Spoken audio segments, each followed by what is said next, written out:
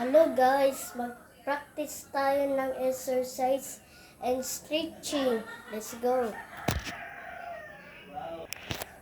Ito po. Stretch muna pag ganito and reverse.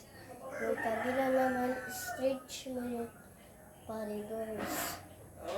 Ganyan. Ganyan yun para malakas. Kasi pag ganun, practice, at saka pag ganun, guys, sketch nyo na.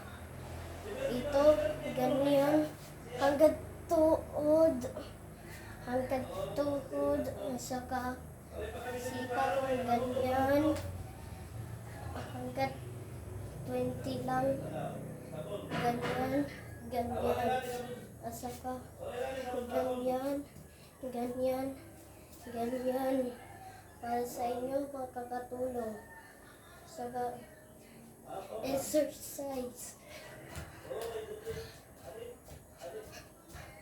Ganyan nyo muna kayo, at saka para sumakit yung practice nyo, at saka ano din, ganyan, at saka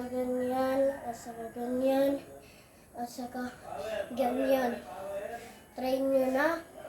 Sige, kaya na bala. Bye.